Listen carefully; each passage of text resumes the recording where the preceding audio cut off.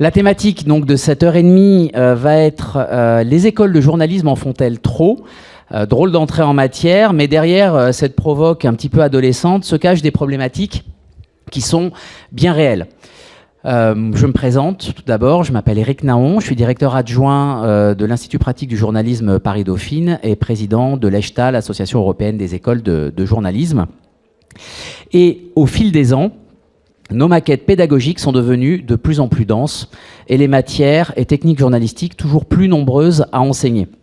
Droit, éthique, relations internationales, sport, culture, sciences, Excel, entrepreneuriat, politique, mais aussi data journalisme, fact-checking, Mojo, OSINT aujourd'hui, Internet, flash journalisme, Twitter journalisme hier. Les compétences à acquérir pour les jeunes journalistes semblent toujours plus importantes. Et que dire des compétences nouvelles autour de l'intelligence artificielle et des algorithmes. Les maquettes pédagogiques, nous avons l'impression qu'elles ne laissent plus respirer les étudiantes et les étudiants, et le travail personnel demandé est de plus en plus chronophage. Mais est-ce que ces compétences acquises sont effectivement employées dans les rédactions ? Les écoles surforment-elles les étudiants, ou bien travaillent-elles sur des compétences à long terme ? Devons-nous répondre strictement aux demandes des entreprises de presse ou anticiper les besoins du marché au risque de nous tromper ? Nous enseignons souvent le journalisme tel qu'il devrait être, mais nos jeunes diplômés l'exercent, eux, tel qu'il est. Déjà, à l'époque, c'est la minute vieux schnock, lorsque j'étais étudiant en journalisme, j'ai été formé à un cours d'option en 99 qui s'appelait « Journalisme Internet ». Nous étions très peu à le suivre et j'ai ensuite intégré une start-up de presse qui a vite fait long feu. Mais l'essentiel de ma carrière s'est ensuite déroulé dans la presse écrite, car la presse web était embryonnaire, il n'y avait pas de marché et ne recrutait pas vraiment. Mais 10 ans plus tard, quand ma rédaction s'est enfin mise à Internet, je faisais figure d'expert. Autre point de réflexion, le développement, notamment en France, de la formation par l'apprentissage, qui a tendance à densifier encore plus les emplois du temps de nos étudiantes, de nos étudiants, et notamment en master. Et nous faisons face, collectivement, à une situation inédite, celle des étudiants en journalisme en burn-out.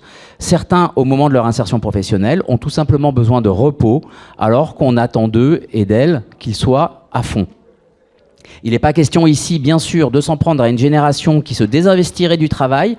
Ce n'est pas le cas, mais on va se demander si, en chargeant trop les emplois du temps, nous empêchons les étudiants de nourrir leur curiosité journalistique.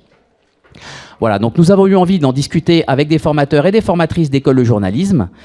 Avec nous aujourd'hui Laure Coleman. Laure, vous êtes journaliste et enseignante en journalisme à l'EPJT, l'école publique de journalisme de Tours, rédactrice en chef des sites de l'école, et vous avez les deux mains dans le cambouis de la production journalistique sur tous les supports print et web.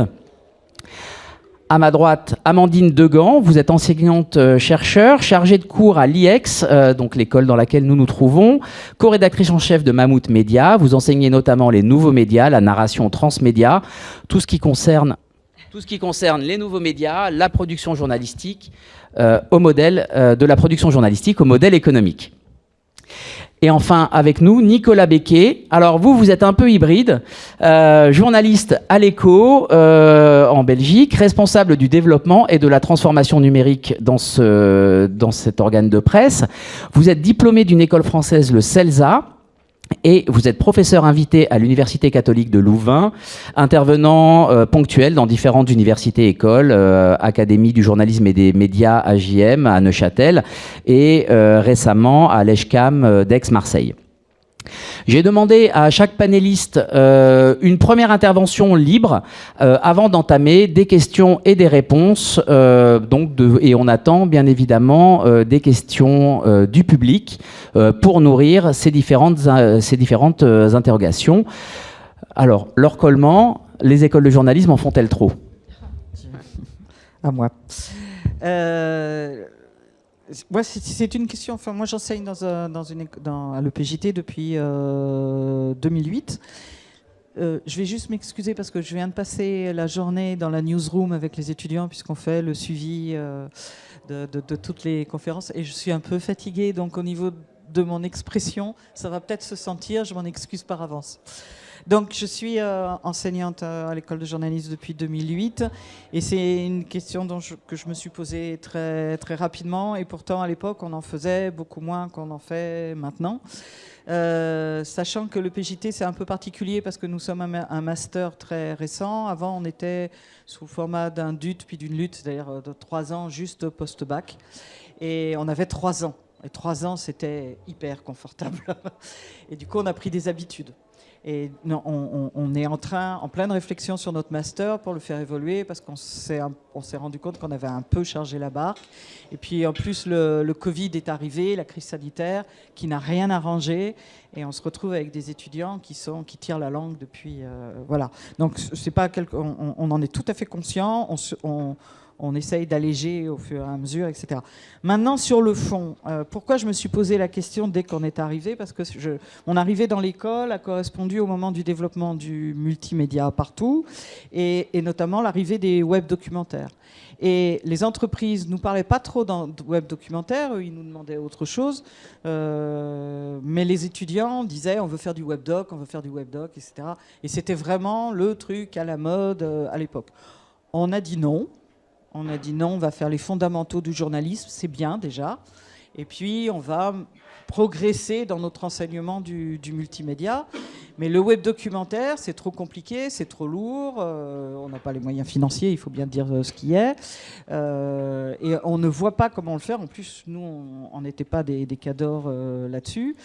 Et le temps nous a donné raison, puisque quelques années après, plus personne ne parlait de web documentaire et plus aucune rédaction ne produisait des web documentaires.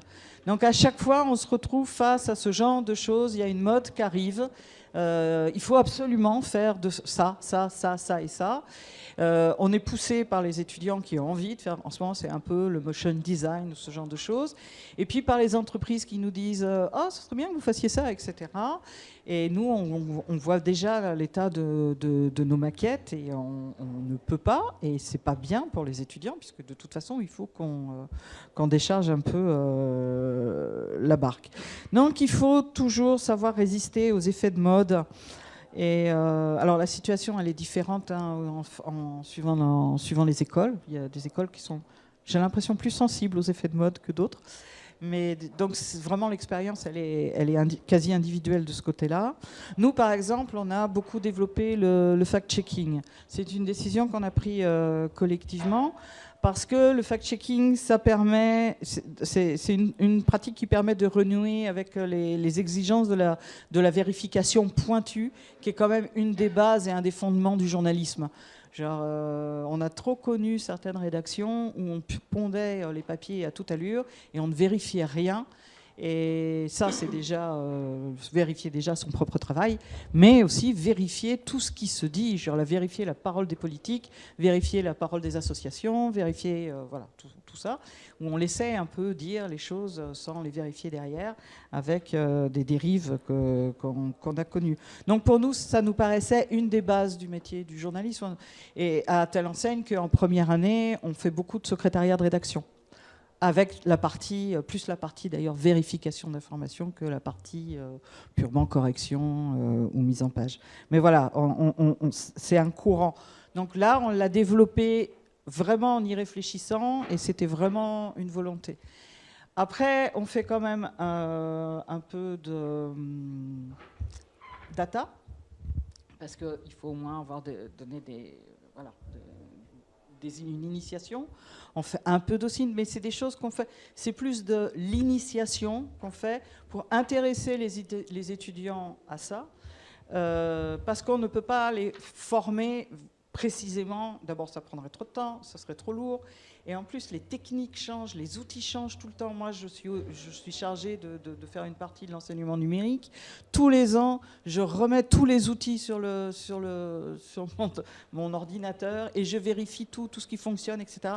Il y a autant d'outils qui apparaissent que d'outils qui disparaissent. Donc, on ne peut pas faire une formation complète sur ce genre de choses. Ça ne sert pas à grand-chose. Mais ouvrir l'intérêt d'un étudiant en disant ben voilà, ça, si tu le traites en data, ce sera plus intéressant. De faire une infographie, ce sera plus intéressant que du texte. Ou faire une timeline visuelle avec des outils qui permettent de faire un truc un peu ludique et tout, ce sera plus intéressant qu'une biographie, enfin voilà, avec des noms, des dates et du texte, etc. Et aussi trouver du plaisir à réaliser un certain nombre de choses. Quand on fait des diaporamas sonores, c'est pour utiliser la photo et le son, bien travailler son son, bien travailler l'image et réussir un truc qui soit joli à voir, qui donne de l'information, ça c'est quand même la base. Et voilà, se faire plaisir, mais aussi s'ouvrir sur toutes les possibilités que le multimédia peut amener, et elles sont infinies et on ne les utilise pas au dixième, mais pas formé au truc de multimédia, déjà pour ne pas formater. Et parce que, il faut le dire, la formation professionnelle, ça existe. Il n'y a pas que la formation initiale. Et les choses bougent tellement et sont tellement mouvantes tout le temps que si les journalistes n'ont pas l'envie de se former tout le temps, il y a un moment donné où ils seront dépassés. Mais ça, ce n'est pas la faute des écoles. C'est la faute du suivi au jour le jour. Ah oui, et puis dernière chose, il y a un truc sur lequel nous, on insiste pas mal, c'est... on fait des sessions pigistes pour apprendre aux journalistes à se débrouiller tout seuls quand ils sortent de l'école, et éventuellement aussi des rencontres avec des syndicalistes quand on peut, parce que voilà, la réalité dans les rédactions, elle est ce qu'elle est, et il ne faut pas se laisser faire. Merci beaucoup Laure. J'ajouterais aussi, pour être sur l'exemple du web documentaire, que une des interrogations que l'on peut avoir va être aussi le débouché journalistique. Enfin, est-ce que l'étudiant, le ou la jeune journaliste peut gagner des sous en produisant du webdoc ou en produisant un podcast. Voilà, tant que les modèles économiques ne sont pas non plus extrêmement figés, il est très compliqué, nous, d'investir dans une filière. Voilà, vu qu'il n'y a pas de débouché, on n'a pas vocation, et je vous laisserai répondre là-dessus après, mais on n'a pas vocation à former des chômeurs. Donc voilà, c'est une vraie chose. Je voudrais... Tout à fait. Mais je vais passer maintenant la parole à Amandine Degan. Amandine, alors, quel est votre point de vue sur le sujet? Est-ce que les écoles en font trop? Oui, mais je vais peut-être réagir à ce que disait Laure, parce que ça fait vraiment écho pour une série de choses à ce qu'on vit ici à l'IEX. Donc pareil, on a aussi l'impression qu'on a trop chargé la barque. On a aussi 3 ans, mais qui deviennent de plus en plus 2 ans, puisque la troisième bac doit de plus en plus être déconnectée du master. Donc dans les faits, on a surtout en fait un master dans lequel on a envie de mettre tout ce qui est possible et imaginable, et donc la tentation est grande de mettre plein de choses intéressantes. C'est dur de renoncer. Donc là, je retrouve un peu une réalité commune. Alors, je pense qu'on a peut-être plus tendance, nous, à avoir surfé sur certaines innovations, certaines tendances. Ce qui m'a beaucoup posé question, exactement comme Laure, chaque année on revoyait nos PowerPoint, on actualisait tous les outils. Là on a arrêté de faire ça parce qu'on s'est dit que finalement les outils deviennent de plus en plus intuitifs, et donc on forme plus aux outils en fait, on forme plutôt à des démarches. Et les outils, voilà, ils viennent dans les discussions avec les étudiants, et ce sera une année l'un, une année l'autre, et à la rigueur... peu importe les outils, mais c'est vrai qu'on a peut-être plus été dans la tendance dont parlait Laure, de se dire il y a le web documentaire, on va en faire, il y a telle nouvelle tendance, on va essayer d'exploiter ça. Ça m'a... Non, oui justement, mais donc nous peut-être, on était peut-être moins dans la résistance et peut-être plus dans le grand saut vers toutes ces nouvelles choses. Ça m'a énormément posé question, à mes collègues aussi, on a souvent des débats aussi là-dessus, est-ce qu'on n'en fait pas trop? Pour le coup, le titre est bien choisi. Moi, j'ai pas l'impression qu'on en fasse trop. J'ai l'impression qu'en fait, finalement, au fur et à mesure... Enfin, en fait, je me pose plus vraiment ces questions aujourd'hui, parce que ces outils, finalement, j'ai l'impression qu'ils se stabilisent quand même, et qu'on en arrive finalement à une variation. Tous ces outils ne sont qu'une variation de modèles autour de formats qui sont, en fin de compte, textuels, vidéo, sonores, et en fait, on revient toujours un peu dans les mêmes choses, en fin de compte. Peut-être le format qui a généré vraiment de nouvelles questions, je trouve au niveau de la formation, c'est le format du News Games qu'on a testé avec des étudiants de Bac 3 certaines années. Je n'avais pas du tout prévu de parler de ça, mais voilà, finalement, pourquoi pas. Et le News Game, je trouve, induisait vraiment une autre démarche journalistique avec plusieurs chemins qu'il fallait imaginer dans son récit, dans le fil narratif, plusieurs fils narratifs en fait, pour qu'il y ait plusieurs possibilités de navigation. Et je trouve que là, c'était un format qui vraiment changeait complètement la façon d'aborder l'info. Mais pour le reste, que ce soit stories, web documentaire, long format, que le long format soit fait avec tel outil ou tel autre outil, que ce soit des vidéos digitales, enfin voilà, tout ce qu'on peut imaginer, finalement, on en vient systématiquement à enseigner à partir de ces formats, en fait, les fondamentaux. Et donc voilà, les formats me semblent pouvoir être interchangeables du moment qu'il y a un objectif pédagogique derrière et qu'il y a une volonté de traiter des matières derrière. Et donc, pour répondre plus clairement à la question, est-ce qu'on va trop loin? Je pense pas que ce soit possible d'aller trop loin sur le fond.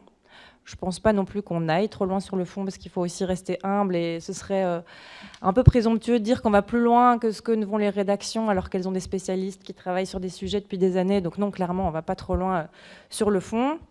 Sur la forme, ben, voilà, c'est clair qu'on choisit de proposer aux étudiants, s'ils ont envie, d'aller sur Twitch, d'aller sur TikTok, de tester toute une série d'outils qui finalement ne me semblent pas être au détriment de ce qu'ils pourraient faire au niveau du contenu.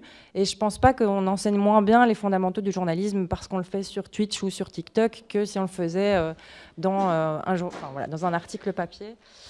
Donc on ne va pas trop loin pour moi. On aura peut-être l'occasion d'en parler plus tard, mais j'ai pas mal travaillé sur les programmes de la section ces dernières années. Ici, avec l'ensemble de mes collègues, dont certains sont là d'ailleurs, on va remettre à plat les programmes encore une fois. On l'a beaucoup fait, on a beaucoup réfléchi. Je crois que depuis que je suis là, depuis 8 ans ici à l'IEX, il y a chaque année eu de nouveaux intitulés d'ateliers, peut-être pas de cours, ça c'est quand même plus stable au niveau des cours, mais de nouveaux ateliers pratiques, de nouveaux professeurs avec lesquels on teste des choses. Et là, on s'est dit, peut-être qu'on arrive au bout d'un cycle où on a testé beaucoup de choses, et peut-être que c'est le moment de repartir sur de repenser les objectifs pédagogiques. Ça ne veut pas dire qu'on va tout révolutionner, mais on va en tout cas se dire, il y a une possibilité peut-être de rebattre les cartes, notamment parce qu'on constate aussi qu'on va peut-être... donc pas trop loin, mais qu'on fait peut-être trop de choses et qu'il y a un épuisement pour les étudiants et qu'on doit vraiment faire attention à ça. On entend aussi que c'est une génération face à laquelle on est aujourd'hui, celle qui est aux études, mais aussi celle qui est dans les rédactions, qui fait ses premiers pas dans les rédactions. C'est une génération qui est hyper attentive, et c'est une très bonne chose, au risque de burn-out. Ils sont très conscients par rapport à ça. Certains nous disent d'ailleurs qu'ils font des burn-out pendant leurs études ou pendant leurs premières années professionnelles. C'est vraiment pas du tout un sujet tabou. Et donc, il faut absolument prendre ça en compte et voilà, prendre ça en compte aussi dans les programmes parce que, évidemment, la tentation est grande de tout faire et chaque professeur invité qui vient avec toute sa bonne volonté et son amour pour ce qu'il fait a envie, évidemment, de partager aux étudiants un maximum de choses dans les semaines imparties pour les ateliers. Et donc voilà, cet excès d'enthousiasme est à la fois génial et à la fois dangereux aussi potentiellement pour les étudiants. Voilà, je crois que c'est déjà pas mal pour une intro. C'est effectivement une bonne introduction. Alors maintenant, je voudrais avoir le point de vue de Nicolas Becquet, qui est donc journaliste, qui accueille des stagiaires notamment et qui intervient aussi en école de journalisme. Nicolas, quelle est, à votre sens, la mission d'une école de journalisme ? Merci. Effectivement, je pense que poser cette question, c'est de poser la question de la mission, quel est l'objectif principal. Et il y a plusieurs points de vue, évidemment, qu'on peut adopter. Alors, moi, je ne suis pas à la direction d'une école, donc voilà. Mais je pense qu'il y a une réponse institutionnelle qui est de se dire qu'on va répondre à une demande. C'est-à-dire que, bien, si on veut placer les étudiants en fin de parcours dans une rédaction, bah, la voie la plus simple, c'est de former des généralistes qui vont être... éditeurs, qui vont être rédacteurs, qui vont être JRI, des profils, je dirais, qui passent partout et qui offrent une flexibilité assez grande. Et donc ça, c'est très logique. Ça veut dire qu'on peut faire un module télé, un module radio, un module presse écrite, web peut-être à part. Et puis finalement, la mission est là et est un succès. Et puis travailler un peu sur l'enrichissement. L'autre façon de voir les choses, c'est, on parlait de formation initiale et de formation continue, c'est de dire que, en fait, il n'y a pas, surtout dans le journalisme, de carrière linéaire. Vous ne dites pas que vous rentrez dans un média et que vous allez y rester 40 ans. Ça paraît rare, d'autant plus dans le journalisme. Et donc, il va falloir se former tout au long de sa carrière et s'adapter. Et donc, si on prend ce point de vue-là, je trouve que c'est intéressant de voir que, dire, tiens, la mission, c'est peut-être de permettre aux étudiants de creuser leurs affinités, en ayant un bagage, je ne parle pas des fondamentaux, il faut les avoir, etc., mais aussi un panorama sur ce qui existe. Parce que vous qui allez sortir et qui allez travailler, vous arrivez il y a 10 ans, l'écosystème informationnel était complètement différent. Aujourd'hui, les médias traditionnels ne sont qu'un des débouchés, alors peut-être en volume important, mais en fait, on peut décider d'ouvrir une chaîne Twitch, d'être sur TikTok et de parler d'un sujet très précis, d'une niche. On peut décider de faire des podcasts, on peut décider de faire énormément de choses. Et donc, si on reste dans le point de vue que j'ai appelé institutionnel de base, on va se fermer des portes. Or, c'est quoi les études? C'est quand même à un moment de se dire, tiens, quel est le panorama de ce qui existe? Comment on peut, nous, en tant que futurs professionnels, appréhender ce système, quels sont les usages sur les plateformes numériques? Elles n'arrêtent pas d'évoluer, elles vont continuer à évoluer très vite. Et donc, il y a un intérêt, je dirais, à ouvrir, à avoir un panorama sur ce qui existe. Alors c'est sûr qu'on ne formera jamais, et former un étudiant en 2022 sur tel outil, ça n'a pas de sens, parce qu'il sera périmé dans un an. Par contre, former à certaines pratiques. Je vais prendre l'exemple du journalisme mobile. Je ne sais pas si vous en avez déjà fait dans la salle ou si vous avez déjà eu des cours. Moi, je donne depuis 2012, 2011. C'était les premières formations en journalisme mobile. Mon objectif, c'était pas tant de dire, OK, il faut savoir tourner et monter une vidéo avec son smartphone. L'idée, c'était de s'interroger sur les réseaux sociaux, comment l'information circulait et comment, en tant que journaliste, à l'époque, on pouvait avoir de l'impact sur ces plateformes-là. Et puis, ça fait 8 ans que je donne. Je continue à donner. Pourquoi? Parce qu'aujourd'hui, on a Instagram, on a les stories, on a TikTok, et que ça a fait évoluer. Et donc, on a commencé avec une question technique, d'une compétence en fait de montage vidéo, et ça a suivi, et on se renouvelle, et on change, etc. Mais ça, c'est vraiment un vecteur pour comprendre comment l'information est consommée, quelle est l'économie des plateformes. C'est bien de faire des TikTok, c'est bien d'être sur Instagram. Qui est-ce qui va vous payer? Qui est-ce qui s'enrichit derrière, etc. Donc ce que je veux dire, c'est que ce sont des vecteurs. Faire du fact-checking aujourd'hui, c'est apprendre une méthodologie, c'est super, c'est la base, comment on fact-check une information, etc. Mais c'est aussi une réponse à l'usage informationnel qui est la défiance face aux journalistes. Surtout sur ces plateformes-là. On a eu encore le Reuters Institute qui a fait une étude il y a 2 jours. Il y a un problème, en fait. Si on peut dire on s'adresse à des jeunes, entre guillemets, mais si on n'est pas dans leur timeline, si ils n'ont pas une confiance et qu'ils ne nous connaissent pas, c'est raté. Donc, je trouve que ça a un intérêt, en fait, d'aller chercher certaines, parfois, pratiques innovantes. Par exemple, les webdocs, ça permettait peut-être de structurer un récit. Voilà. Et donc, il y a d'autres choses aujourd'hui qui nous permettent de raconter une histoire. Et finalement, c'est le storytelling et c'est une base commune. Donc, en fait, on n'a pas été jusqu'au webdoc abouti, mais on a fait travailler les étudiants sur des synopsis. Parce que c'était effectivement l'élément récit était intéressant. La délinéarisation d'un récit, c'est quelque chose d'intéressant. Donc ça, on l'a fait. Mais on n'a pas réalisé de webdoc, parce que c'est trop de temps, trop cher, trop... voilà. Exactement, mais c'est ça. Et en fait, c'est ce que ça fait faire. Et donc, pour moi, l'école de journalisme aujourd'hui doit former des étudiants et des futurs professionnels qui vont avoir des cartes en main pour faire des choix, creuser. Moi, je suis sorti en 2006, j'avais télé, presse écrite, le truc classique. Je n'avais pas d'internet, quoi que ce soit. Et mon seul horizon, c'était les rédactions traditionnelles où je ne me reconnaissais pas forcément à fond. Et donc, j'avais vraiment un angle assez bouché et j'étais très content après de trouver de la liberté et de trouver, en fait... Voilà, et je ne devais pas raccrocher mes affinités une fois que j'arrivais dans le monde du travail en disant « c'est bien, tu t'intéresses à tel sujet, à telle chose, merci, au revoir, ici on me demande de faire ceci ou cela, de bâtonner de la dépêche ». Donc voilà, ça c'est une vision, je dirais, plus entrepreneuriale de la vie d'un journaliste. Et après je vais arrêter, donc c'est une question de culture numérique globale et on le fait dans notre rédaction avec les professionnels qui sont déjà dans la rédaction. C'est-à-dire d'expliquer comment notre audience vient chercher nos contenus, pourquoi on leur demande de faire attention à l'édition de leur article pour le mobile, pourquoi on a un pôle de distribution du contenu. Et donc, ils comprennent ça aussi. Mais eux, ils n'ont pas eu la chance de l'avoir au début. Et personne ne va vous prendre la main une fois que vous serez sorti de l'école pour dire attendez, ça c'est vachement intéressant, je vais prendre quelques heures pour vous l'expliquer. Donc cette histoire de panorama, de dire tiens, ah ouais, c'est très riche, faisons-le, allons-y, et sans passer des heures sur quelque chose de très très spécifique.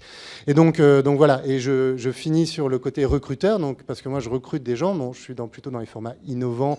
Et qu'est-ce que je cherche aujourd'hui ? Quand quelqu'un vient me voir, c'est déjà, je pense, qu'ils connaissent ce qu'on fait dans le média. Souvent, il y a des gens qui se pointent, très bons, très intelligents, mais qui ne savent pas ce qu'on fait, donc ça me pose vraiment un problème.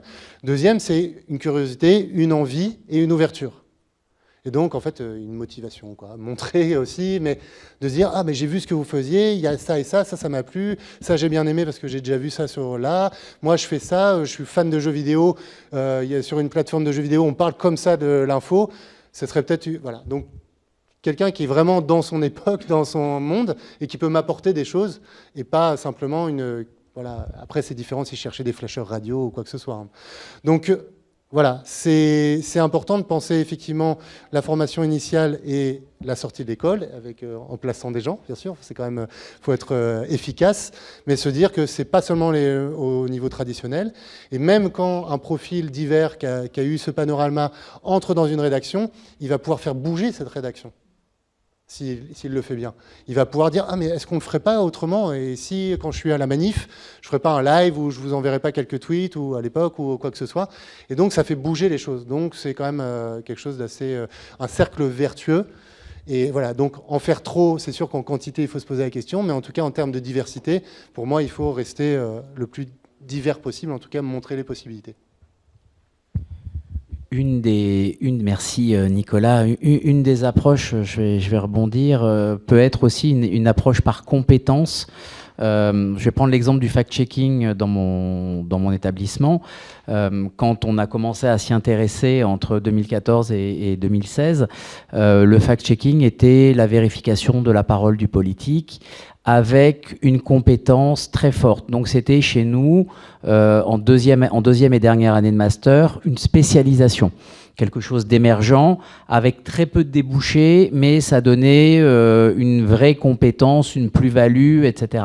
Au fur et à mesure, et je ne remercierai jamais assez Donald Trump, on a bien vu que les phénomènes de désinformation se sont massifiés et qu'il y avait un besoin nouveau qui était plus seulement recherche et vérification de l'information, mais vraiment du fact-checking à tous les étages. Et donc, on a décidé assez vite de transférer cette matière non plus à une option pour un petit groupe d'étudiants, mais de le mettre dans le tronc commun, dans nos techniques journalistiques de base, un bout en technique journalistique de base, un bout dans notre journalisme d'agence, et un très petit cours appelé fact-checking et désinformation, dans lequel on va donner un bagage théorique autour de la désinformation et les premières méthodes de fact-checking, pour que tous les étudiants y aient accès, mais on n'a plus vraiment et si après l'étudiant veut se spécialiser en fact-checking, bon, il y a des tutos pour aller en plus, il y a des stages, mais tous ont eu un genre de b.a.-ba. Est-ce que ça allège nos maquettes ? Oui et non. Parce que d'un côté, on en rajoute, et alors après, qu'est-ce qu'on enlève ? Donc on est obligé de faire des choix. Et là, ça ne va pas plaire à Laure, mais on a choisi, par exemple, dans mon établissement, d'en faire moins sur tout ce qui concernait l'ESR, la maquette, etc. Parce qu'on avait observé une désaffection de nos étudiants vers ça, et une moindre demande aussi des entreprises de presse. Donc je voulais voir si, justement, peut-être du côté de l'EPJT, vous aviez fait des choix. Qu'est-ce qu'on enlève dans ces cas-là ? Je ne suis pas sûr qu'il fonctionne.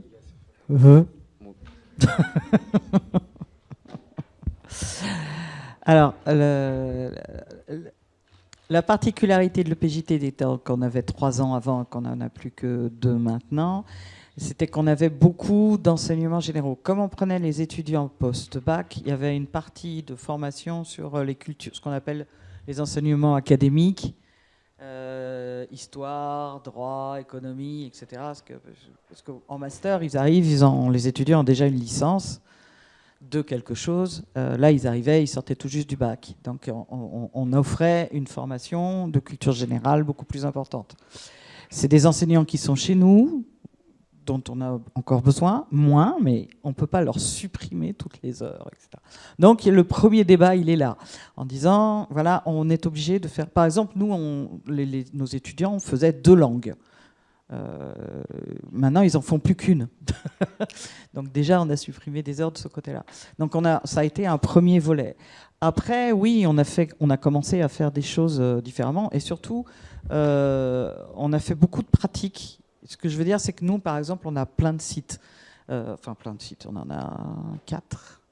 Et donc, il y a des travaux pratiques qui se font là. Moi, par exemple, j'avais des cours... j'ai toujours un cours de SR, etc. Mais le SR, c'est pratiquement... Quand on fait les rattrapages de l'actu, quand je suis les étudiants à faire les rattrapages de l'actu, c'est pour ceux qui ne connaissent pas, c'est toutes les semaines, on fait une revue de presse des événements les plus importants qui sont passés dans la semaine. Bon, quand ils écrivent et avant qu'ils publient, je relis. Et du coup, à ce moment-là, je leur parle de secrétariat de rédaction, de vérification de l'information, etc. Donc, on a diminué quand même les sessions de SR aussi. De maquette, c'est maintenant, il y a un workshop en première année et un autre pour ceux qui font presse écrite en deuxième année, et c'est tout. Donc, effectivement, ça a diminué. Mais voilà, c'est un peu au coup par coup. Et après, la grosse difficulté, tu l'as dit dans ton introduction, nous, c'est l'organisation avec les étudiants qui sont en apprentissage. Parce que cette année, sur des promos, ils étaient 30 l'année dernière ou 32. Enfin voilà, la promo, on en a 21 en apprentissage. Donc c'est 21 qui sont la moitié du temps pas là puisqu'ils sont en entreprise.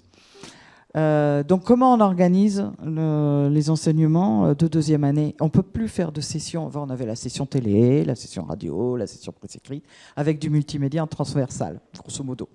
Je résume.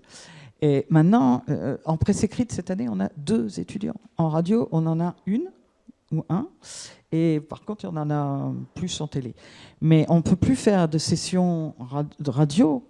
Voilà. Donc, on a été obligé de supprimer la radio, tout simplement. Puisqu'ils ne sont pas là, ils sont en entreprise. Voilà. Donc, c'est compliqué parce qu'on est obligé de s'adapter aussi à cette contingence-là de l'apprentissage. En plus, on n'est absolument pas sûr que ça va durer parce que cette année, l'apprentissage dans les entreprises est fortement subventionné par l'État et que ça s'arrête au 31 décembre. Donc, il est fort probable qu'on n'aura plus autant d'offres d'apprentissage. Donc, comment on s'organise cette année, l'année prochaine? C'est très compliqué. Non, j'ai oublié. Ça me reviendra. Je voulais rebondir sur un truc que tu disais, mais ça me reviendra. Ça reviendra sans doute. Merci, merci Laure. Ma prochaine question va à Amandine Degan. Quel équilibre trouver entre les enseignements fondamentaux et les enseignements pratiques dans une école de journalisme? C'est une colle, ça, oui. En fait, dans notre école, je vais peut-être dire un mot de comment fonctionne, oui, c'est ça. Comment fonctionne l'enseignement à l'IEX, parce que c'est vrai qu'on est fort axé sur la pédagogie par projet au niveau de l'école de manière globale. Donc forcément, il y a une large place qui est laissée en master. Moi, j'enseigne plutôt au master, à la pédagogie par projet, sachant que les bacs sont beaucoup plus orientés vers des cours généraux aussi. Alors, il y en a aussi en master, hein, toujours, évidemment. Mais on a quand même une grosse part de nos semaines qui sont dédiées aux ateliers. Pour vous dire, moi je donne des cours, je suis la seule aussi dans cette salle, hein, mais je donne des cours généraux et parfois les étudiants ne viennent pas en cours généraux parce qu'on leur donne par ailleurs du travail dans les ateliers, donc on empiète nous-mêmes sur notre propre cours, il y a une absurdité là-dedans. Donc voilà. Mais donc c'est vrai qu'on accorde une grosse importance quand même à l'apprentissage sur le terrain. Et donc, on disait tout à l'heure, est-ce qu'on ne va pas trop loin? Moi j'ai l'impression aussi qu'on ne va pas au même endroit avec tous les étudiants. Puisque on essaye d'avoir quand même un tronc commun, je parle d'ici de la première master, où les étudiants passent par des parcours d'ateliers qui sont plus ou moins similaires pour les uns et les autres. Donc ils passent tous par de la radio podcast, ils passent tous par du web journalisme, tous par de la presse écrite photo et de la vidéo. Et ensuite, ils vont choisir un parcours dans une de ces 4 voies. Donc, ils vont choisir un support médiatique principal, ce qui ne voudra pas dire qu'ils ne feront plus du tout de web s'ils vont en presse écrite. Mais voilà, ils choisissent quand même un langage médiatique principal. Ça, c'est ce qu'on fait pour l'instant. Je ne dis pas que c'est ce qu'on fera toujours, mais en tout cas, c'est l'option qui a été choisie maintenant. Les spécialiser plutôt sur un langage médiatique en Master 1 et plutôt sur des matières en Master 2. Voilà, là aussi, on pourrait encore étoffer l'offre de matières à l'infini. Mais voilà, par rapport à ce que disait Laure, nous, on ne fait pas de secrétariat de rédaction, pas de maquette en tant que telle, pas de bâtonnage de dépêche. Pour ce que tu es. Mais on fait peu d'éditions, oui, c'est ça. On fait peu d'éditions en tant que telle, si ce n'est dans les ateliers. Enfin, les étudiants vont éditer au niveau du... Vous pouvez répondre aussi, les étudiants, si vous êtes attaqués. Mais non, mais c'est vrai que peut-être effectivement on doit renoncer à certaines choses, et donc c'est vrai qu'on va peut-être. D'ailleurs, on se pose parfois la question, est-ce qu'on ne devrait pas ne faire ne serait-ce qu'une ou 2 heures sur le bâtonnage de dépêche, sachant qu'ils feront ça après. On a fait le pari de ne pas le faire pour l'instant. Mes étudiants me l'ont demandé. Ah, à un ouais. moment donné, on faisait tellement de long en 2e année de master qu'à un moment donné, ils m'ont demandé de faire une session de hard news dans lequel on travaille l'actu, on travaille l'info, etc. Le monde à l'envers. Oui, c'est. Bon, ça montre bien que on a quand même des soucis. Oui, mais en tout cas qu'il y a des choix aussi à faire et qui c'est intéressant du coup de comparer. Parce que nos choix nous semblent parfois une évidence et en fait on se rend compte que pas du tout. En réalité, dans d'autres écoles, il y a vraiment d'autres choix qui sont posés. En tout cas, voilà. Ici, nous, c'est vrai qu'on a accès quand même pas mal de travaux, il me semble, mais mes collègues me corrigeront, ou mes étudiants d'ailleurs, mais il y a beaucoup de choses sur le long format, ne serait-ce que parce qu'il y a un mémoire médiatique. Donc je ne sais pas si vous appelez ça aussi mémoire en France, mais donc ce sont les travaux de fin d'études en fait longs. Il y a un long travail médiatique que les étudiants produisent sur 1 an et demi. Et on incite aussi les étudiants à faire du long format dans les ateliers, à faire un projet un peu plus long, quel que soit leur choix de parcours médiatique.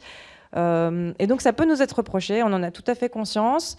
C'est de nouveau pas un débat qui est clos pour toujours, mais on se dit, voilà, peut-être que si on leur apprend, on les incite à faire du long, peut-être que voilà, en apprenant à faire du long, ils sauront d'office faire du court. Bon, ça c'est un pari, c'est pas dit que ce soit toujours exact, mais en tout cas le long permet de travailler sur toute une série d'enjeux au niveau de la structure des reportages, par exemple, quand il s'agit de raconter une histoire complexe plus longue, forcément voilà, ça va être plus facile après de structurer un reportage de 2 minutes quand on a été capable de structurer un reportage de 26. Voilà, on parlait aussi tout à l'heure des formats innovants, etc. Et je voulais juste rajouter, je ne sais pas si ça répond tout à fait à la question, mais que parfois les étudiants sont aussi assez conservateurs dans les formats. Et ça, c'est aussi parfois étonnant. On se rend compte qu'ils ont parfois envie de faire du journalisme tel que plutôt leurs parents le consomment. Donc typiquement les 26 minutes, voilà, ce genre de choses qu'ils ne consomment pas forcément. Donc là aussi, il faut sans doute un équilibre entre les formats de vidéo digitale, les formats plus classiques JT. Voilà. Avant de passer la parole à Nicolas qui souhaitait réagir, je vais aller dans ton sens en disant que l'année dernière, nous avons monté une chaîne Twitch avec des étudiants qui, au départ, ne voyaient pas l'intérêt. Voilà, de monter ça, et on voulait embarquer toute la promo de première année de master. Nous avons terminé avec une équipe projet à 6 étudiants très motivés qui, du coup, ont donné envie à tout le reste de la promo de faire du Twitch. Mais effectivement, il y a aussi un côté d'aller parfois assez loin. Tu parlais du Mojo. En 2012, mes étudiants me riaient au nez quand, avec mon Samsung S2, je leur expliquais qu'on pouvait filmer des choses et que la meilleure caméra, c'est celle qu'on avait près de soi. Donc voilà, c'est tout un travail aussi de long cours. Nicolas. Effectivement, je pense que c'est une balance. Juste, premier point, c'était sur le bâtonnage de dépêche.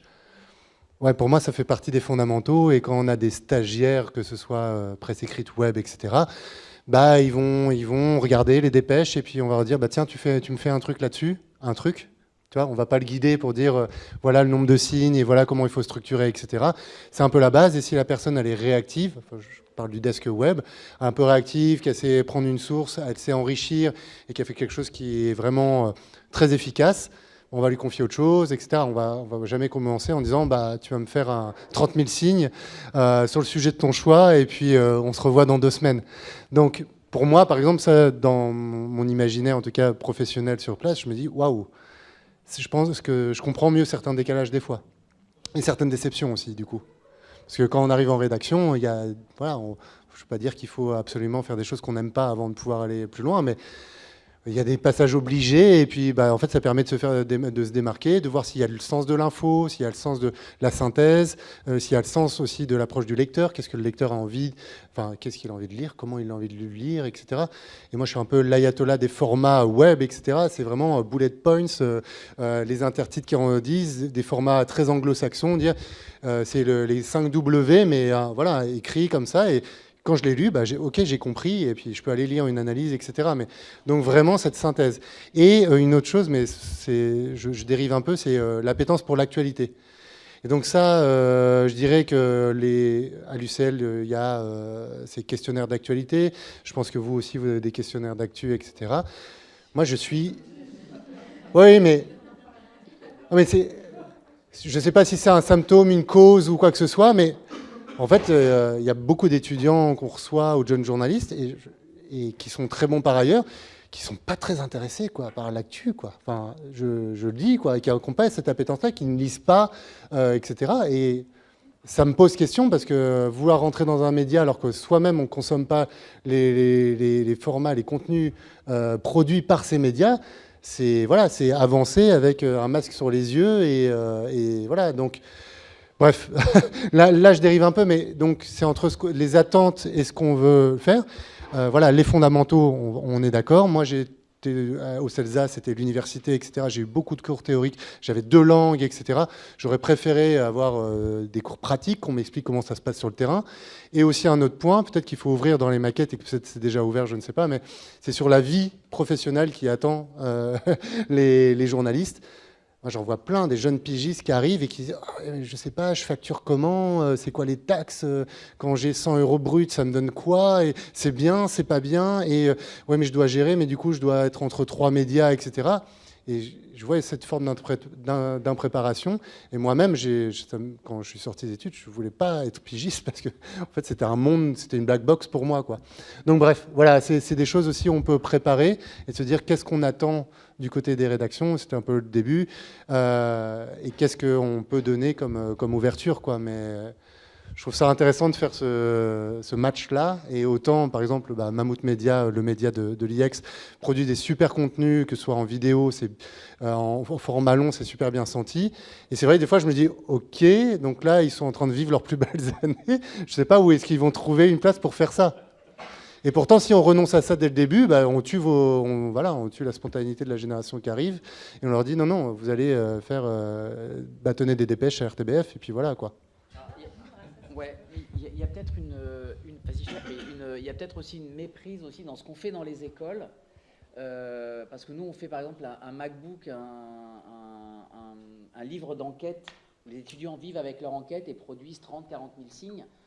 Nous sommes tous parfaitement conscients qu'ils ne feront jamais ça dans les entreprises, mais les compétences qu'ils acquièrent à ce moment-là sont extrêmement importantes, et pourtant j'étais pas du tout raccord, je n'arrive pas à les lire, ça me tombe des mains parce que c'est trop long, etc. pour moi, mais eux prennent confiance et font aussi plein de choses. Vas-y, Oui, mais juste pour répondre, parce que c'est vrai, hein, les questions que tu pointes sont tout à fait les questions qu'on se pose au quotidien de est-ce que finalement, et on leur dit d'ailleurs, j'espère assez clairement, qu'ils n'auront jamais, ou rarement, 6 jours comme ils l'ont dans un atelier pour se faire un format web. Voilà, en général, ils n'auront pas ça, ils auront un temps beaucoup, enfin ça dépendra évidemment des cas, mais ce sera assez rare qu'ils aient 6 jours sur un format. Et je crois qu'ils en sont quand même conscients que voilà, c'est un espace d'expérimentation où ils vont essayer d'aller le plus loin possible. Et c'est aussi intéressant d'avoir ce temps-là pour voir voilà, jusqu'où on peut aller dans ce timeline-là. Mais il y a aussi quelque chose qui doit être pris en compte, c'est qu'ils vont fortement accélérer aussi leur façon de travailler au fil du temps. Hein. Donc ce qu'ils font en 2 semaines, en début d'année, ils le font en 1 semaine et puis en 2 jours peut-être voilà, au fil de leur formation. Mais voilà, voilà. Moi, j'ai fait des documentaires avec un prof de France Culture. J'ai fait un documentaire de 26 minutes radio C'était super. Pendant mes études, c'était génial. Ça m'a ouvert sur plein de choses. Donc, effectivement, il faut vivre ça. Mais c'est qu'est-ce qu'on offre. Et c'est pareil, peut-être qu'ils ne le feront jamais dans une rédaction, mais qu'ils trouveront un modèle économique ou un collectif ou quelque chose qui leur permettra de le faire. Moi, j'ai une étudiante de l'IEX qui fait des podcasts, donc qui participe au podcast quotidien de l'Écho, mais qui bosse chez Médor aussi, donc qui est un magazine d'investigation plus long terme. Bah, elle jongle entre deux, et puis elle commence à rentrer dans le planning du site web, qui là, c'est plus du... Alors, bâtonnage de dépêche, c'est parfois un peu voilà, péjoratif, mais de réaction à la news, etc., qui est très utile et très, très importante. Et donc, elle fait les trois, mais je dis chapeau, quoi. Tu vois, c'est aussi une gestion personnelle de timing, de médias, de temporalité qui sont complètement différentes. Donc, voilà, c'est pour ça que je disais au début, il y a une version entrepreneuriale des choses où vous pouvez vous dire, ok, je vais peut-être faire des piges à l'RTBF ou ailleurs, etc. Puis à côté, j'ai mon projet de podcast. Et donc, vous êtes d'une génération où il y a cette possibilité-là. Et donc, si l'école de journalisme peut aider à dire, voilà, ça existe, voilà les 2-3 choses que vous devez savoir, les 2-3 compétences, tant mieux, quoi. Il y a aussi une question de plaisir. Il y a un moment donné où réaliser un long format, ou réaliser un podcast, l'étudiant se fait plaisir, mais c'est important parce que dans ce métier, il y a un moment donné où il faut retourner au plaisir. Parce que quand on est trop pris, enfin moi j'ai vécu du journalisme pendant 25 ans avant de rentrer, d'être à l'école, et les moments où je me faisais jamais plaisir et c'était que de la souffrance, c'est très difficile à vivre. C'est même parfois insupportable. Il y en a qui craquent. Il y a quand même eu des journalistes qui se sont suicidés sur leur lieu de travail, notamment dans le groupe dans lequel j'ai travaillé pendant 13 ans. Donc, et donner cette notion de plaisir aussi, ça permet de garder une espèce de résistance. Et il y a aussi des jeunes journalistes qui, du coup, ne trouvant pas dans les médias qui existent ce qu'il faut, les créent. Il y a des jeunes journalistes entrepreneurs qui se créent leurs médias. Et certains, parce que pas tous évidemment, hein, mais il y en a qui marchent. Moi, je me rappelle de journalistes, enfin d'étudiantes que j'ai eues dans ma formation et tout, qui se sont retrouvées à bâtonner des dépêches ou dans des sites de PQR, etc., avec une frustration totale. Et un jour, elles ont dit basta, elles sont parties et elles ont créé un média qu'on n'avait jamais vu auparavant, à Nantes, c'est de l'actualité hyper locale, très sur l'artisanat, l'écologie, etc. C'est une carte qu'on déplie, avec une création, c'est super joli, c'est très lisible, et elles s'éclatent. Elles sont maintenant 10, elles ont recruté, elles s'éclatent et elles gagnent leur vie. Alors, elles ne gagnent pas des milliers de cents, mais elles gagnent leur vie. Et cette notion de plaisir, de donner ça aussi à nos étudiants, ça permet qu'ils aient ce rebond-là, plus tard, de créer quelque chose, ou au moins d'essayer un jour dans leur vie, quoi, de se faire plaisir, ça fait du bien. Et cela dit, par rapport au long et au court, etc., moi, j'ai toujours travaillé dans la presse magazine, donc le long, plutôt. Hein, et puis, quand je suis arrivée à l'école, j'ai voulu suivre la formation initiation radio, initiation télé, pour pouvoir en parler avec mes étudiants, parce que voilà. Et le premier exercice qu'on m'a fait faire en radio, c'est des phrases de 3 mots. Eh ben, ça, je suis pas capable de le faire. Je sais faire, je peux faire à 7000 signes, à 12 000 signes, à 20 000 signes, ça je sais. Mais des phrases en 3 mots, je sais pas. Donc voilà, de les faire travailler sur le court. Nous, on le fait à travers les rattrapages de l'actu. Ils font des brèves qui font max 700 signes sur max, et du coup c'est des compétences aussi qui sont utiles, quoi. Moi je serais pas capable. Mais je pense que cette notion de plaisir est fondamentale. Moi, je prends beaucoup de plaisir dans mon métier et je suis super content, et c'est pour ça que j'ai envie de le transmettre aussi. Donc, c'est vraiment possible. Mais c'est aussi un vecteur de nouveaux médias. Quand on voit des Hugo Décrypte, des gens qui sont sur Twitch, qui parlent de jeux vidéo, peu importe d'autres sujets, etc., c'est un vecteur de communication. Et ça, les médias traditionnels, si on peut dire, ont un peu effacé ça. Moi, quand je suis sorti en 2006, je voulais juste avoir un poste quelque part. C'était la radio, c'était France Bleu, etc., mais je détestais faire des flashs. J'aimais faire du reportage, point, c'était mon truc, j'étais pas très bon en flash, mais c'était la seule chose qu'on me proposait et dans laquelle je pouvais aller. Aujourd'hui, il y a plein de choses et donc ça fait naître aussi des nouveaux médias, mais aussi ça crée des audiences. Les podcasts, ça vient d'où ? C'est aussi des sujets qui n'étaient pas présents dans les médias qui existants et qu'on crée des choses. Donc allons-y et c'est chouette, prenons du plaisir, n'ayons pas peur, ne nous limitons pas en termes de sujets, etc. C'est vraiment un vecteur de création et après il faut réussir à en vivre. Mais je dirais qu'il faut aussi réussir à intégrer des médias et c'est aussi au moins aussi compliqué. Amandine, tu voulais réagir ? Oui, simplement sur la question du long et du court. Parce qu'il n'y a pas que finalement le bâtonnage de dépêche qu'on peut apprendre de manière un peu bête et méchante, mais tu parlais des formats courts de radio. C'est vrai qu'il y a un format sur lequel on travaille pas mal avec les étudiants et notamment ici dans les assists et les stories. Et je trouve que finalement c'est hyper difficile en fait comme exercice et en fait c'est un super bon exercice aussi de les faire travailler sur ce format qui allie visuel, texte très bref et toute une série de codes de web. Donc voilà, ça rejoint un peu ce dont on parlait au départ avec les formats qui changent tout le temps. Oui, parce que comment passer d'un format qui est utilisé pour raconter ses vacances à raconter le monde tel qu'il est avec ses codes. C'est effectivement un exercice majeur. Avant de passer le micro à la salle, si vous avez des questions pour nos intervenantes et intervenants, je voudrais encore poser deux questions. Les deux premières à nos enseignantes à plein temps. Quelles sont, à votre avis, les compétences fondamentales que doit avoir une jeune journaliste en sortant d'une école ? Ah. Allez. En 3 mots. Exercice de stories en direct.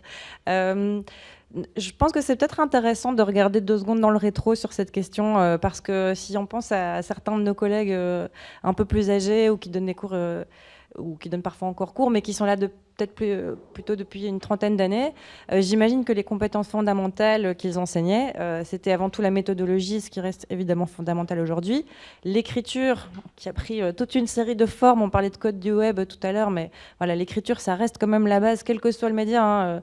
Un mauvais reportage vidéo, en général, c'est parce qu'il a été mal écrit au départ. Et alors la connaissance, culture générale, actualité, ce dont on parlait.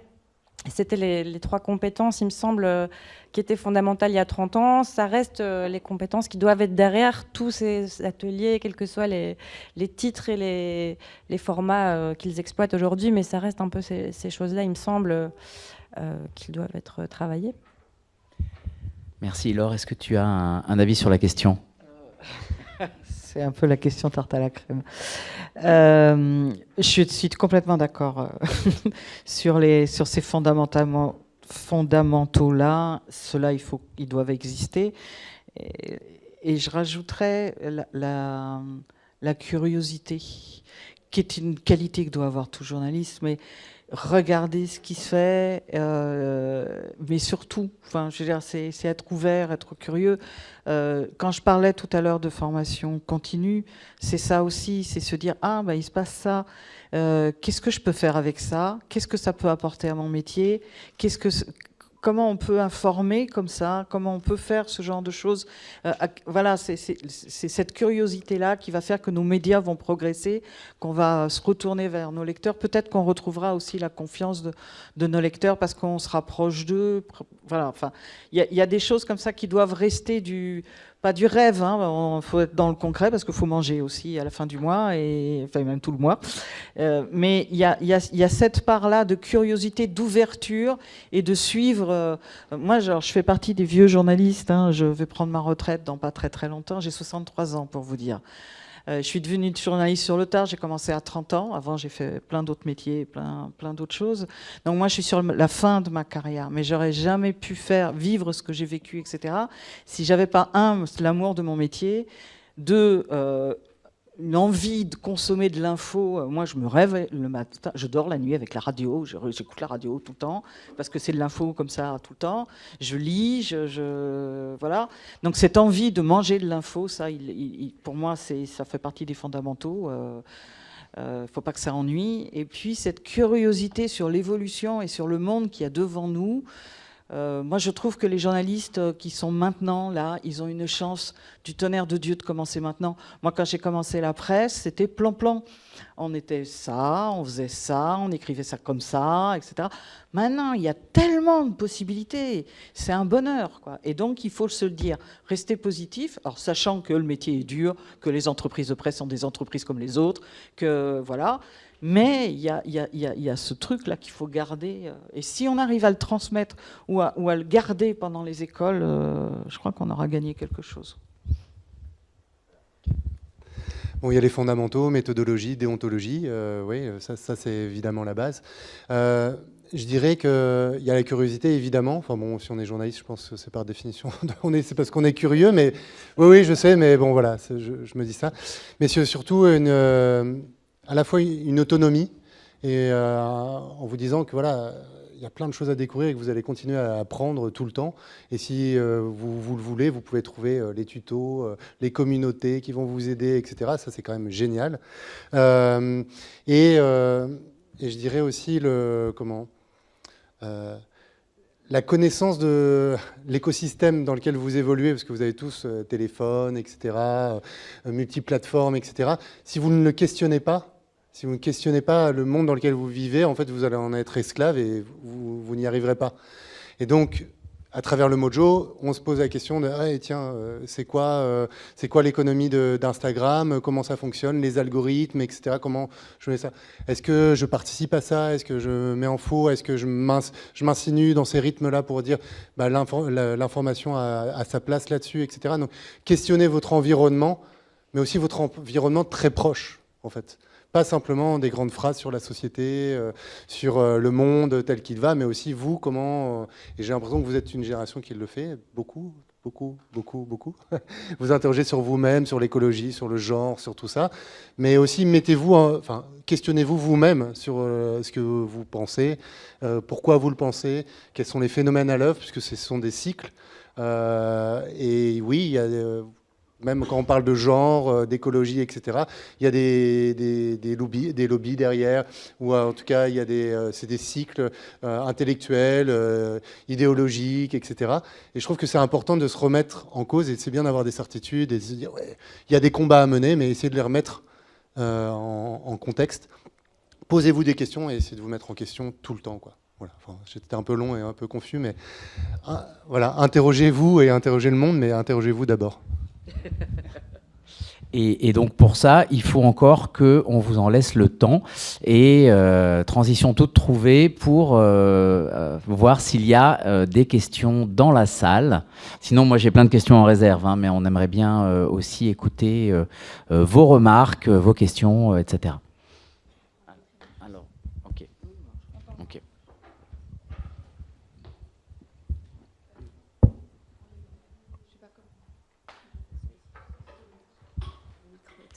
Bonjour, ça va comme ça? Ok. Du coup, moi, c'était pas vraiment une question, mais c'était pour réagir par rapport à ce que vous avez dit sur les cours fondamentaux et tout ce qui est des pêches, etc. Moi, je suis à l'IEX et je suis en Master 1. Et je voulais juste dire que ici, on a fait 3 ans de bachelier avant où on avait des cours fondamentaux, mais constamment. Et on avait un peu de pratique, mais je le ressens vraiment. La pratique, en fait, je la ressens vraiment en Master. Et pour moi, c'est fondamental parce que c'est à ce moment-là qu'on va en fait traiter tout ce qui est des pêches, etc. Mais dans des cas précis. Par exemple, on a un atelier radio. À la fin de la journée, à 17h, on doit faire un journal directement. Donc, on doit traiter l'info constamment. En vidéo, c'est la même chose. En presse écrite, on doit rédiger vraiment des articles en une semaine. Et évidemment qu'on n'aura peut-être pas ça à faire plus tard. Mais pour moi, en fait, c'est une chance d'apprendre ainsi pour qu'on puisse se planter, en fait. Mais en face et directement, on doit trouver des intervenants très rapidement. Et ça, en fait, dans des cours où on lit, ok, on a beau savoir plein de choses, mais on ne sera jamais confronté à la réalité et au métier qu'on va avoir après. Et pour moi, c'est vraiment important en master, en tout cas, parce qu'en fait, on n'a que 2 ans pour devenir journaliste. Ou 1 an et demi parce qu'on a un stage après. Et donc, c'est vraiment important pour moi le terrain parce que les 3 années de bachelier, on les a eues et on peut encore se questionner, on peut apprendre plein de choses à côté, lire des livres, etc., regarder l'actualité. Mais pour moi, les cours, ils doivent nous permettre de pratiquer. Voilà. Alors, je vais me permettre de répondre au nom d'une école qui n'est pas la mienne, mais sur une pratique, et moi je trouve ça formidable. Nous, on n'a que 2 ans de master et pas de bachelier avant parce que nous sommes une école sur concours, donc les étudiants arrivent un petit peu de toute filière. L'information, une école de journalisme, c'est un peu comme une école de chimie. C'est-à-dire que dans une école de chimie, on ne va pas tout de suite commencer à jouer avec des éprouvettes parce que, évidemment, si vous mélangez les deux mauvais composés, ça fait boum ou ça tourne au vinaigre. L'information, c'est la même chose. C'est-à-dire que si on vous met tout de suite, dès la première année, une caméra dans les mains, voilà, il peut y avoir des dommages extrêmement forts, des informations non sourcées, non vérifiées, racontées n'importe comment, etc. Donc ces 3 années, vous dites vous avez 2 années pour devenir journaliste, vous avez 2 années pour apprendre les techniques journalistiques. Mais ce que vous avez fait avant vous nourrit et c'est déjà de la préparation à ce métier que vous choisissez. Enfin, à mon sens. Je vais laisser peut-être la personne la mieux placée pour en parler. Mais je crois qu'on vous met quand même une caméra dans les mains plutôt que la master, mais c'est vrai que c'est plus généraliste et que c'est plutôt la diffusion qui vient plus tard. Et ça, de fait, c'est une bonne comparaison avec la chimie de la diffusion. On en fait l'expérience tous les jours. Mais bah oui, je crois que vous avez des caméras en main plutôt, par contre, que ça. Oui, pour être un petit peu plus précise qu'Éric, dans la promo qu'on a cette année, on a des étudiants qui ont fait des licences de mathématiques, donc ils n'ont pas touché une caméra de leur vie, ni même imaginé un texte, etc. On a des étudiants qui viennent d'une licence de droit, des licences d'histoire, etc. Ils ont fait une licence avant, mais ils n'ont pas du tout été formés en journalisme, ce qui était différent quand on faisait le DUT et la licence. Donc effectivement, nous on a les cours généraux, les fondamentaux et tout, on est obligé de les faire dans les 2 ans. Parce qu'ils ne les ont pas fait du tout avant, ce qui différencie la formation. Il y a cependant des formations en France qui fonctionnent un peu comme ça. Dans Lille, ils ont une académie avant. Oui, enfin, c'est un peu... voilà. Mais chez nous, vraiment, on a des étudiants qui viennent de tous horizons et il faut qu'on fasse avec. Et d'ailleurs, c'est très riche. On a aussi des étudiants qui ont fait une licence en infocom et qui ont dû faire de la théorie, infocom et tout, mais ils sont plutôt minoritaires. Donc voilà. C'est juste pour expliquer, mais je comprends tout à fait ce que vous dites et les remarques, du coup, elles sont logiques. Si vous considérez avoir fait 3 ans de théorie et tout, c'est vrai que les 2 ans qui restent, c'est bien que ça soit du pratique. C'est normal. Mais nous, c'est pas le cas, quoi. Ils n'ont pas fait de théorie non plus avant, quoi. Est-ce qu'on a d'autres questions, réflexions?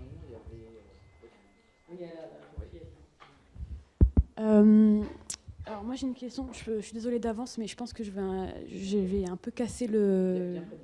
Ouais, vous m'entendez là? Oui. Je pense que je vais un peu casser le système français, désolée.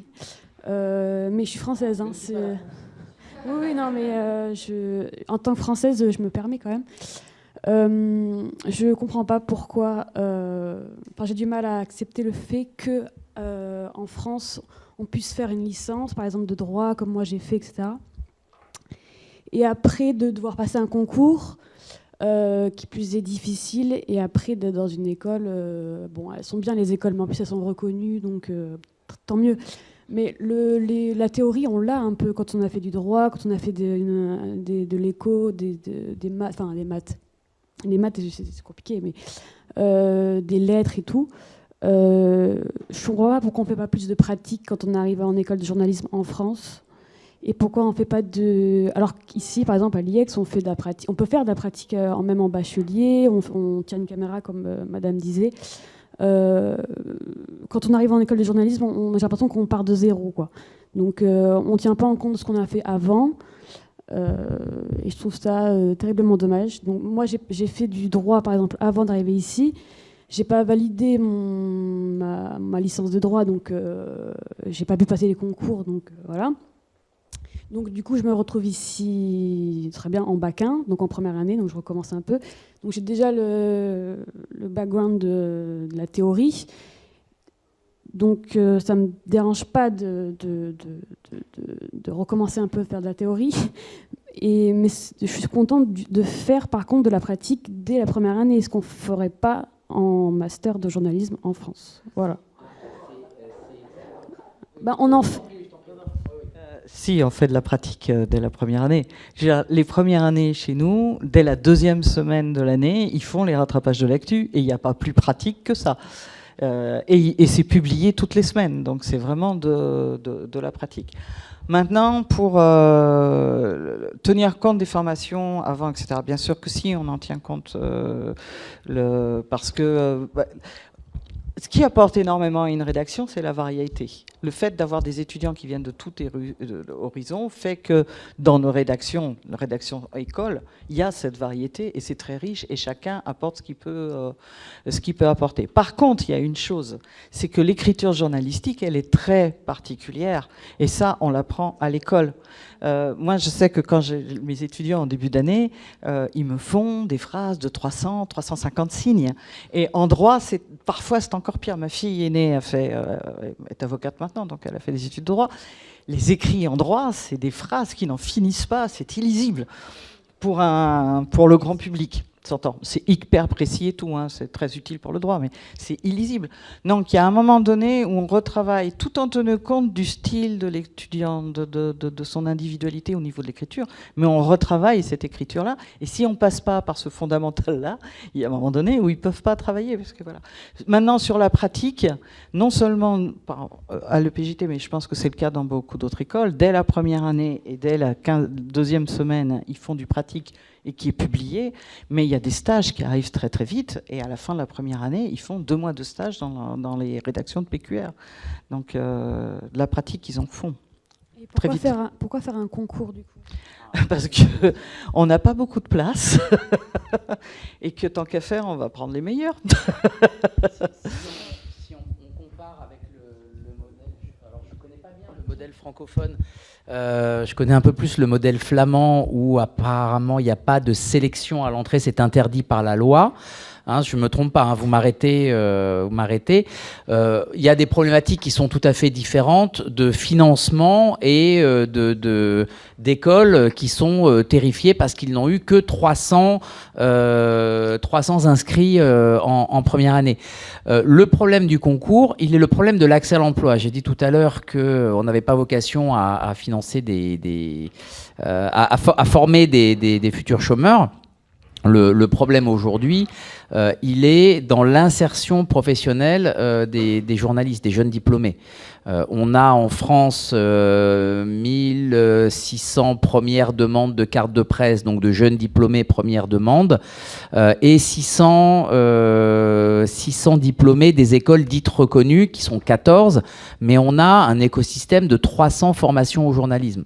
Sur ces 300, il y a des masters spécialisés culture, il y a tout un tas de choses.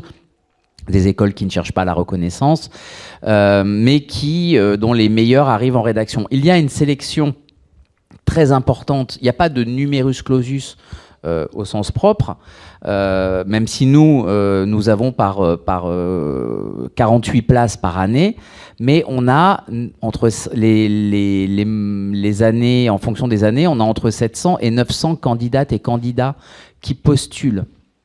Donc, on est bien obligé de faire un tri, ce qui pose et de faire une évaluation, ce qui pose ensuite différents problèmes de représentativité de la société, etc. Donc, donc on essaie d'avoir un concours le plus ouvert possible et le plus ouvert à la diversité.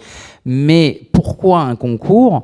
Parce que on a aussi besoin d'avoir des étudiantes et des étudiants qui vont se diriger véritablement vers ce métier, parce que c'est un métier exigeant, c'est un métier qui demande beaucoup de technique, qui demande beaucoup aussi de sacrifices, je suis désolé d'avance, beaucoup d'abnégation, et beaucoup aussi veulent être journalistes pour faire comme Hugo Clément ou comme Tintin, alors que le journalisme, ce n'est plus ça. Ce n'est pas ça, ça ne l'a jamais été. Donc on a besoin aussi d'opérer une sélection pour être sûr qu'on ne va pas orienter des étudiants vers une mauvaise voie.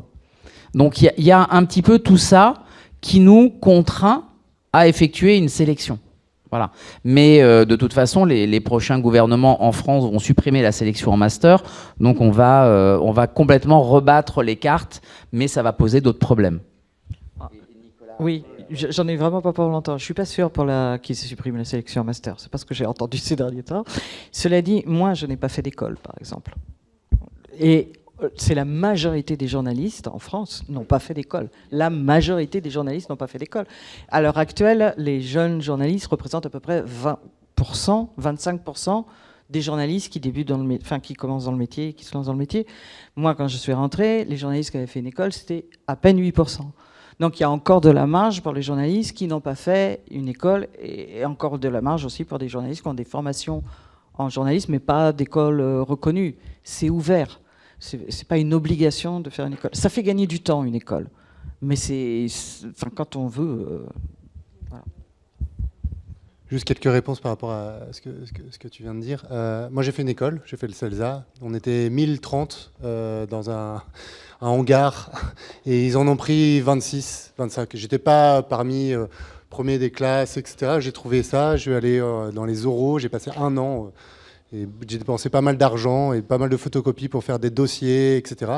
Donc j'ai fait les oraux de Lille, de Strasbourg, et j'ai eu ça. J'ai pas forcément beaucoup apprécié cette formation en particulier.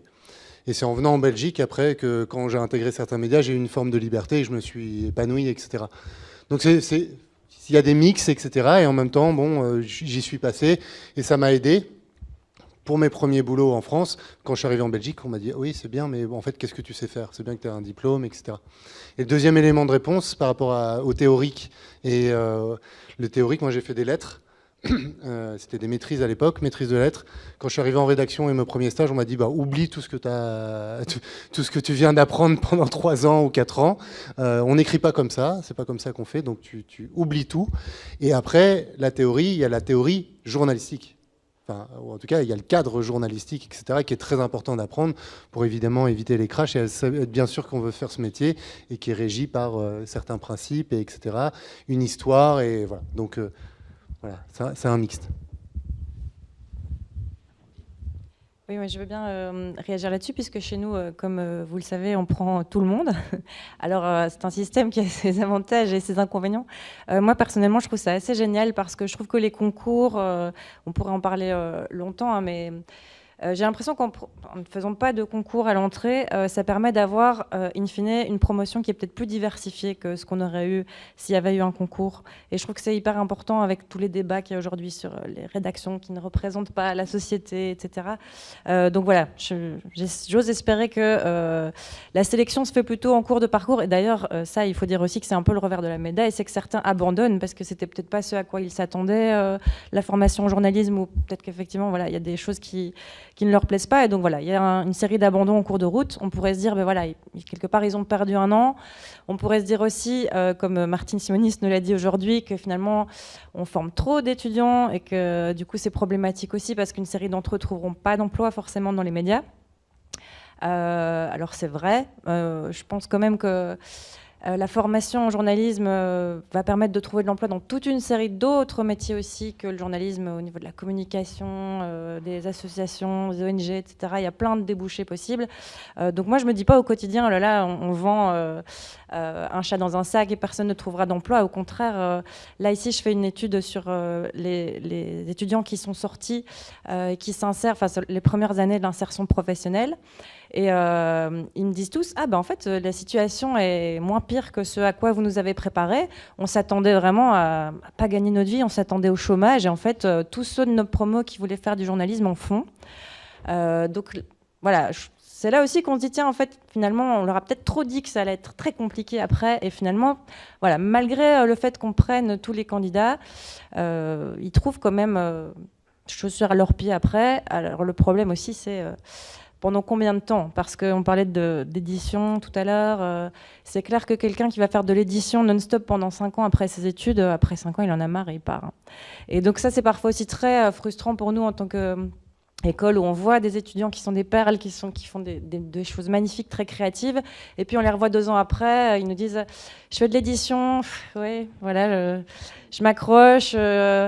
Ils sont dans une forme de consentement aussi par rapport à ce que les rédactions leur proposent, en se disant peut-être qu'à la clé, de ces sacrifices-là que je fais pour l'instant. Il y aura une proposition plus intéressante derrière. Et ça, c'est vraiment hyper triste quand on voit que 5 ans après, cet étudiant-là qui était super, qui avait fait tel sujet génial, en fait, il dit maintenant, je bosse dans la com, j'ai abandonné le journalisme, tout en disant toujours, mais j'abandonne peut-être pas pour toujours, j'y reviendrai peut-être, mais on sait qu'en général, ils ne reviennent pas. Ouais. Mais cela dit, ça c'est pas la critique la plus acerbe que font les jeunes journalistes. Souvent ils disent je m'attendais vraiment à ce que ce soit pire. Bon, sauf dans la presse écrite locale, là ils disent quand même que c'est vraiment compliqué. Mais toute une série disent non mais finalement je suis pas trop à plaindre, je gagne quand même assez bien ma vie. Mais dans des statuts qui sont parfois assez compliqués, assez précaires, où ils savent pas très bien ce qu'ils gagneront dans 2 mois par contre. Mais...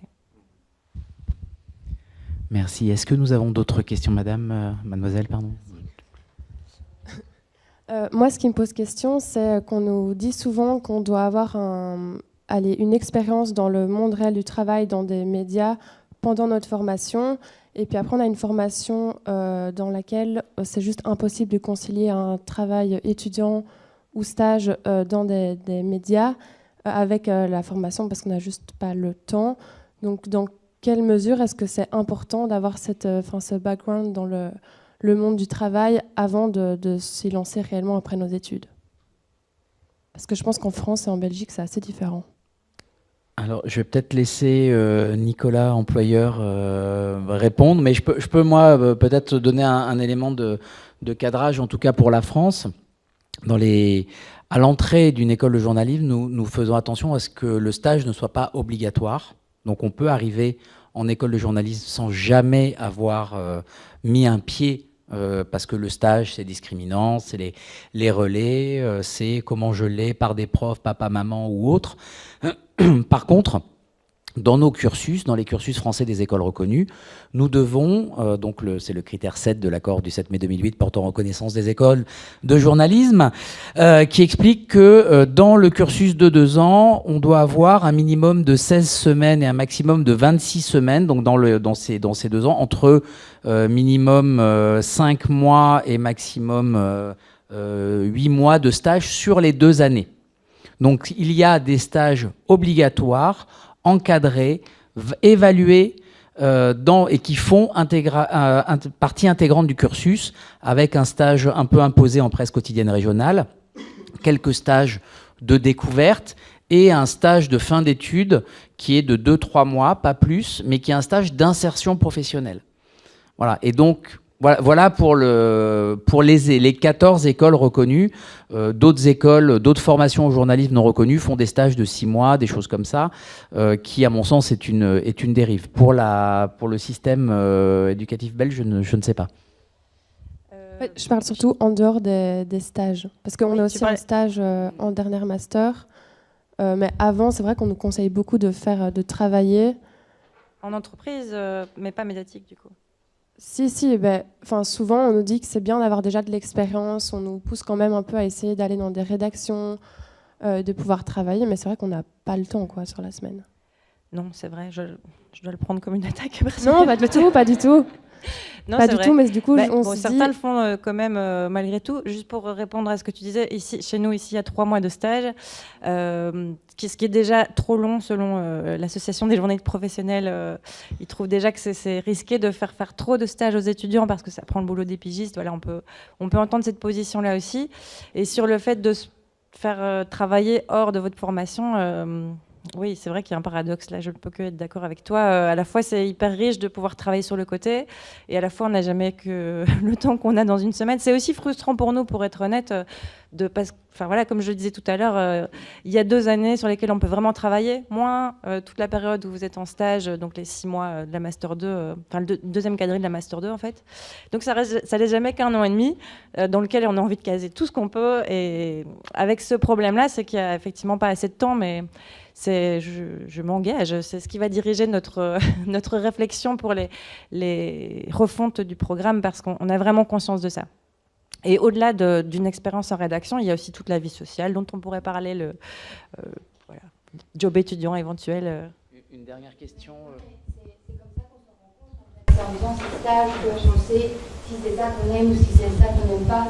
Et je pense qu'on a même moi justement, je reprochais aux écoles de nous empêcher de faire plus de stages. C'est-à-dire que moi, en bachelier, j'ai fait un stage à côté de l'école, à la RTB, mais sans que personne ne sache, parce que j'avais envie de savoir si c'était bien ou pas. Et je me suis rendu compte que c'est pas ça que je veux faire.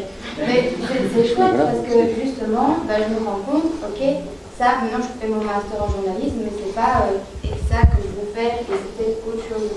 Et c'est en étant sur le terrain qu'on se rend compte de ce qu'on a envie de faire dans la vie. Et je pense que les stages, enfin, j'ai pas encore fait mon stage de 3 mois, mais j'ai hâte de découvrir ce que je peux faire. Parce qu'on se rend compte, avant de postuler concrètement pour un média.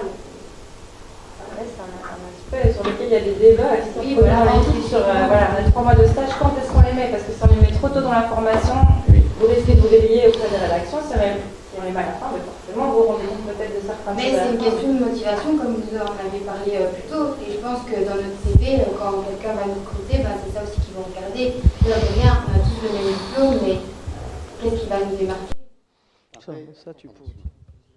Après, il y a différentes formes. Il y a quelqu'un aussi qui a fait l'IEX qui est dans mon équipe. Il faisait un blog sur le data journalisme à un moment, dans son coin. Donc l'expérience en rédaction, tant mieux, faites-en le plus possible. Moi, j'ai fait des dizaines de stages, quoi. C'était abusé. J'exagère en disant, mais j'ai fait beaucoup de stages. Ça m'a beaucoup appris de savoir ce que j'aimais, ce que j'aimais pas, de sentir l'atmosphère, etc. Après, il y a aussi d'autres formes. Tenir un blog, avoir un compte, ceci, intervenir dans le milieu associatif, etc. En tout cas, moi, je valorise ça parce que justement, c'est la vie un peu à côté, c'est la curiosité, etc. Voilà, après, oui, si l'agenda est plein, c'est difficile de faire plus, mais voilà, donc ça, j'ai pas de réponse miracle. Pour l'expérience de travail pendant l'école, nous, on est une école provinciale, on est à Tours. À Tours, il y a un quotidien régional qui s'appelle La Nouvelle République et il y a une télé locale qui s'appelle TV Tours. C'est la seule. Enfin, ils vont pas prendre tous les étudiants pour faire des piges, etc. Donc, les étudiants qui ont envie peuvent piger chez eux, mais il y a que ça comme possibilité pour travailler en plus de l'école. Ils sont payés en pige, hein, ils sont pas payés. Voilà. Enfin, pas tous. On a des difficultés avec certains. On est en train de passer des contrats et négocier pour qu'ils soient vraiment tous payés en pige. Donc, ça limite les possibilités de travailler en dehors de l'école. Hein. On n'a que ces 2 médias-là. Après, il faut aller plus loin. Ce qui est difficile, encore plus avec les horaires, c'est absolument pas compatible. Après, on a le cas des étudiants en apprentissage. Mais je voulais rebondir sur ce qu'il disait. Nous, on a plusieurs expériences comme ça. Il y a 8 ou 9 ans, on a un étudiant qui est arrivé, qui était un passionné de basket, un ancien joueur de basket, qui avait un blog sur le basket et qui venait là pour se former, pour développer son propre média. Et nous, son blog nous a intéressés. Après, on s'est dit, bon, encore un journaliste de sport. Mais il a développé vraiment son média. Et il a embauché. Il y a des gens qui bossent dans sa rédaction et tout. Et voilà. Et il est venu se former à l'école pour faire vivre son blog. Donc le blog, c'est pas juste une anecdote. Et on a 2 étudiants, Zara, ça va te parler. 2 étudiants qui ont lancé un média sur la musique rap qui s'appelle Mosaïque. Ils se sont formés à l'école, je ne sais plus quand est-ce qu'ils l'ont créé, si c'est tout au début à l'école ou avant. Donc ils se sont formés à l'école, ils ont développé leur média qui marche très très bien, et là ils lancent leur MOOC. Ils vont faire un format papier 2 fois par an avec du crowdfunding, etc. Le crowdfunding, ils l'ont découvert à l'école, voilà. Donc ils se servent de tout ça, mais ils l'ont fait grandir en même temps qu'ils étaient à l'école. Et il y a toute cette possibilité-là Et bon, à côté de ça, ils travaillent à la radio. Il y en a un, Europe 1, et l'autre, je ne sais plus où. Mais ils sont totalement passionnés et ce qu'ils font, c'est vachement bien, quoi. Très bien. Eh bien, merci beaucoup. Est-ce qu'il y a encore d'autres questions? Hein? En rédaction, c'est intéressant, mais maintenant, avec le télétravail, il n'y a plus beaucoup de monde à la rédaction. Vous ne loupez pas grand-chose. Puis des fois, c'est chiant, la rédaction. Merci. Moi, c'était juste pour rebondir sur ce qui a un peu été dit. Déjà, concernant les concours en France, moi, je suis à l'Université libre de Bruxelles.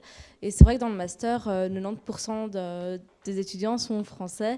Et je dirais que ce qui pose problème par la suite, c'est peut-être au niveau de la transmission de l'actualité, le fait qu'ils ne connaissent pas forcément aussi la complexité de notre système institutionnel. Et donc parfois, j'ai dû leur expliquer plusieurs fois et tout. Et c'est vrai que le bagage théorique à ce niveau-là, il est utile, en fait, nécessaire même.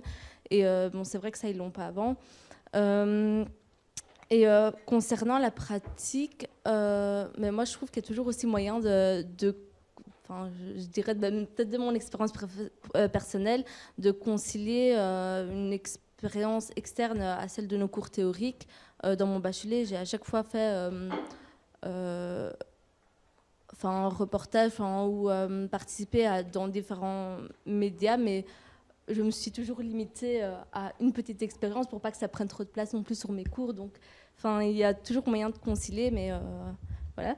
Mais du coup, moi, ce qui pose problème, c'est plus dans la pratique de certains masters, et je dirais plus universitaires qu'ici, peut-être à l'IEX, parce que même en master, on n'est pas très formé au niveau pratique. On n'est pas très bien formé, je trouve. Et du coup, on arrive en stage et on a encore plein de questions à poser justement sur ce qui est technique à des journalistes qui, eux, travaillent aussi, même s'ils sont là pour nous aiguiller ou pour diriger nos stages, ils travaillent, donc ils n'ont pas forcément aussi le temps de répondre à toutes ces questions-là. Et donc là, je trouve ça pose aussi problème, mais après, ça dépend de chaque université ou de chaque haute école. Alors, moi, je voudrais juste intervenir sur le fond de cette question-là, qui est très intéressante, qui est très importante. Mais un stagiaire, il est en formation, il est en stage. Donc, s'il devait tout savoir, il ne serait pas stagiaire, il serait pigiste ou en CDD ou en CDI, en contrat, etc. Donc, il est là, il est dans une entreprise pour être formé. Et alors, je ne sais pas si vous avez la même charte en Belgique, mais en France, on a une charte de déontologie de femmes journalistes qui est officielle pour nous, pas tellement reconnue par les entreprises, ce qui est fort dommage. Mais dans cette charte, et dans notre convention collective d'ailleurs, il est dit que tous les journalistes doivent former les nouveaux journalistes. C'est dit mot pour mot dans notre convention collective. Donc si les entreprises prennent des stagiaires pour faire le boulot d'un pigiste, en exigeant qu'ils soient déjà formés, etc., c'est plus du stage. Et là, c'est plus une rémunération, c'est plus une compensation pour le stage, c'est un paiement en bonne et due forme de pige, de salaire, etc. Donc c'est normal que vous ne sachiez pas tout au niveau technique quand vous arrivez dans un stage. Ce n'est pas fait pour. Vous n'êtes pas là-bas pour travailler, vous êtes là pour apprendre à travailler. Voilà, ça, je pense que c'est quelque chose qui est hyper important, surtout vis-à-vis des entreprises qui ont tendance à abuser, on va dire, de tout ce qui est stage. Merci Amandine, le mot de la fin. Oula.